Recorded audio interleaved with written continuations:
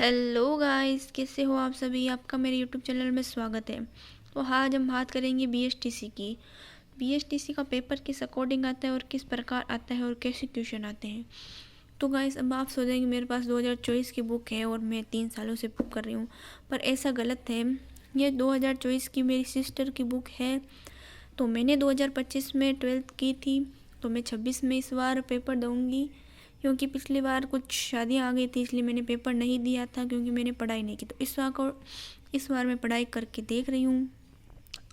तो गाइस, आप 2026 में कौन सा अटेम्प्ट दे रहे हो ये भी बताना। तो मैं बीएसटीसी के पेपर की बात करूँ तो यहाँ पर इसी सिलेबस के अकॉर्डिंग पेपर आता है। तो ये 2024 की बुक है, तो ये 2026 में भी चल सकती है, क्योंकि सिलेबस कुछ भी चेंज नहीं होता है। कुछ ऊपर नीचे हो सकता है, पर पूरा चेंज नहीं होता, क्योंकि इसी के ही अंदर से आता है। तो आज हम इस पेपर की बात करेंगे। तो पेपर किस प्रकार आता है। सबसे पहले आती है हमारी मानसिक योग्यता। मानसिक योग्यता यानी रीजनिंग।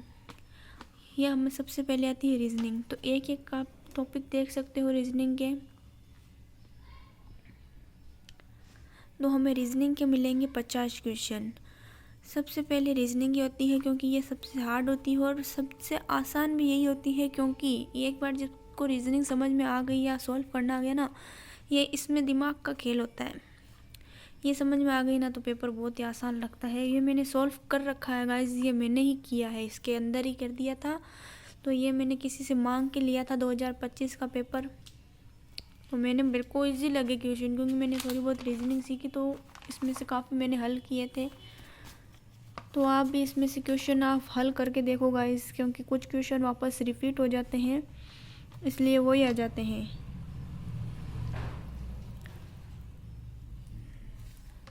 तो रीजनिंग के 50 क्वेश्चन आते हैं। तो मैं आपको सारे रीजनिंग के 50 क्वेश्चन बताऊंगी। जो ये वाला क्वेश्चन है ना गाइस, दर्पण वाला, ये तो बहुत ईजी है, क्योंकि मैं अभी आपको बाद में बताऊंगी वीडियो के एंड में। बहुत ईजी वाला क्वेश्चन है, अगर ये आ जाए तो 3 नंबर पक्के होते हैं, क्योंकि ये हर बार आता है। तो आप कौन सा अटेम्प्ट दे रहे हो गाइस, कमेंट कर कर ज़रूर बताना। और आपको सबसे सब्जेक्ट कौन सा सरल लगता है वो भी कमेंट करना।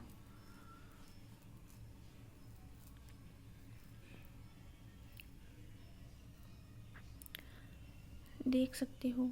तो मुझे सबसे हार्ड ये लगते हैं। ये जो दिशाएं होती है ना, वो मेरे को कुछ समझ में नहीं आता अभी तक। तो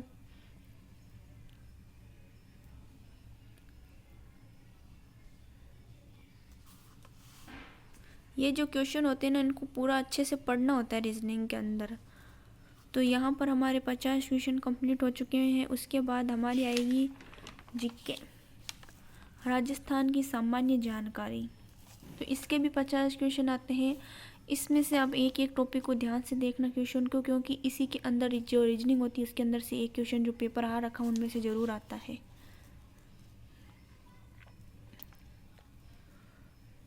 तो ये जो मैंने रोंग लगाए थे, क्योंकि ये मेरे को नहीं आ रहे थे, ये तो मैंने ही हल किया था। अब आप सोचेंगे आपका खुद का पेपर, बट ये मेरा नहीं है, मैंने किसी से जुगाड़ कर कर पेपर लिया है कि मेरे को हल करना है। इसलिए मैंने इसलिए लिया था क्योंकि पेपर आया किस अकॉर्डिंग था। तो एक पेपर और है जो सेकंड पारी में, वो भी मेरे पास पड़ा है, उसका भी वीडियो बनाऊंगी। पिछली बार 2 पारी में हुए थे, देख सकते हो गाइस। एक ही क्वेश्चन आराम से देख लो गाइस, क्योंकि इसी के अंदर से वापस टॉपिक घुमा कर आ जाते हैं क्वेश्चन।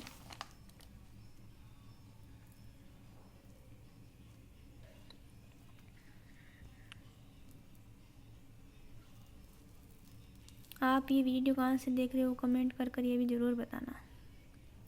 तो ये हमारे 50 क्वेश्चन रीजनिंग, ये जीके के हो चुके हैं। वो 50 क्वेश्चन रीजनिंग के हो चुके थे। तो हमारे यहाँ पे 100 क्वेश्चन कंप्लीट हो चुके हैं। अब आएगी हमारी शिक्षण अभिरुचि। तो ये हमारी शिक्षा के बारे के अंदर होती है, जिसे हमें एक एक क्वेश्चन को अच्छे से पढ़कर उनका जवाब देना होता है कि उसमें से पूछा क्या गया है।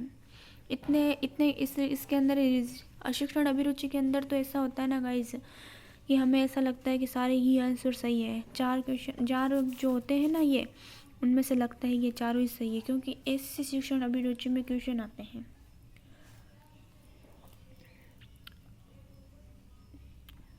कुछ क्वेश्चन होते हैं जिसमें हमें समझ में नहीं आता इसमें से सही कौन सा है, क्योंकि हमें चारों ही सही लगने लग जाते हैं। और इसमें से तो बहुत ज़्यादा क्वेश्चन ऐसे आते हैं जो हमें लगते ही नहीं है कौन सा सही होगा और कौन सा गलत, इसलिए इसको बहुत ही आराम से पढ़कर सोच समझ कर इसके जवाब देने पड़ते हैं।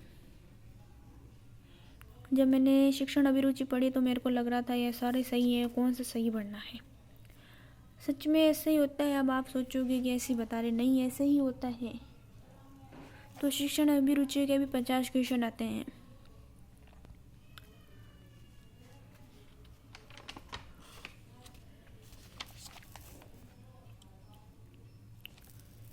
तो ये हमारे 150 क्वेश्चन कंप्लीट हो चुके हैं रीजनिंग, जीके और शिक्षण अभिरुचि के। अब हमारी आएगी इंग्लिश, जिसके इंग्लिश के आते हैं 20 क्वेश्चन। इसमें सबसे ज़्यादा मुझे इंग्लिश ही सबसे बेकार लगती है, क्योंकि कुछ समझ में नहीं आता मेरे को। तो वही इंग्लिश में सही बात तो यही है, बाकी इसके अंदर प्रैक्टिस की ज़रूरत है।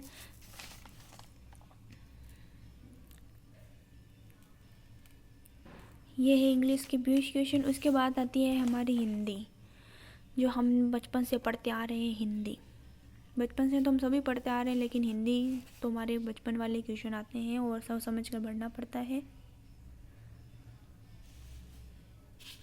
हिंदी के आते हैं हमारे 30 क्वेश्चन।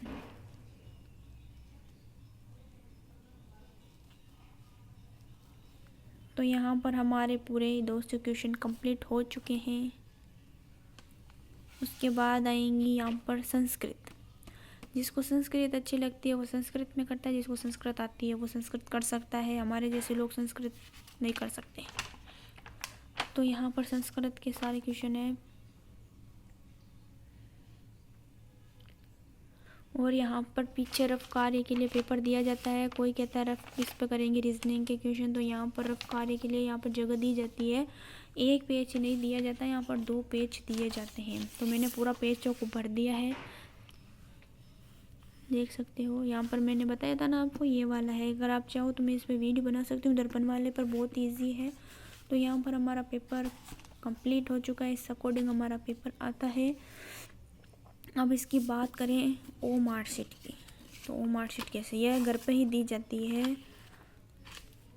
तो यहाँ पर मेरे राइट हुए, तो मैंने कौन कौन से इसके अंदर राइट किए वो है, देख सकते हो।